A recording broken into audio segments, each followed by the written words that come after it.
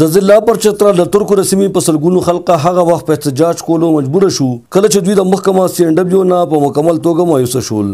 د پخوانی تحصیل تورکو ویرکوپ سیمه کې په سلګونو خلکو احتجاجي جلسه وکړه. په دې مهال د قومی اسمبلی غړي مولانا عبدالاکبر چترالی مشر ملمو او د جلسې صدارت پخوانی ډي پی او محمد خان لال کولو. جلسې تر خپل خیالاتو څرګندونه کې د سیمې خلکو په محکمه سینکڑوں ټکونه وکړل چې دوی تر اوسه پورې دا سړک او د ستارو پل جوړ نکړو.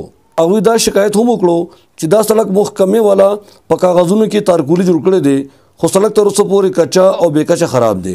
دوی وی چې دا سړک دومره خراب دی چې هر هفته پې حادثه پیښیږي او تر اوسه پورې په شلګونو خلک دې حادثو کې وفات شوي دي. یہ روڈ بہت خراب ہے اور کئی گاڑیاں اس روڈ سے دریا میں گر چکے ہیں.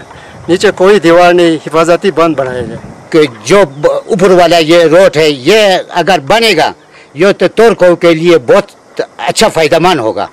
اگر نہیں بنتا نہیں ہے یہ لوگ ویسے پیسہ لیتے ہیں کھاتے ہیں جاتے ہیں بس.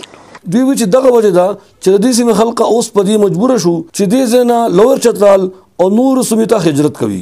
د سیمې خلک وایي چې د یخنۍ په موسم کې چې کله اوبه کنګل شي یا وره وورېږي نو په دې سړک باندې سفر کول ناممکن نشي. یہ روڈ خراب ہوتا ہے براباری کی وجہ سے, بارش کی وجہ سے.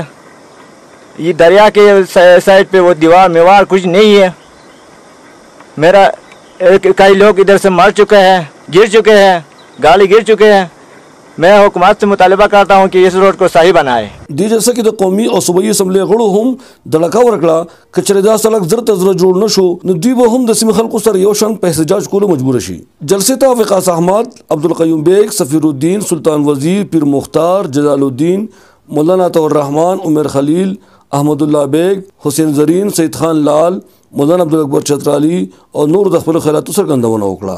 د یادونې وړ دی چې د ضلع پر چترال د ډیپټي کمشنر په حکم سره د ستارو پل دپاره مشینري روانه شوې ده خو خلک په دې انتظار دي چې کار به کله شروع کیږي او دا پل او سړک به کله جوړیږي.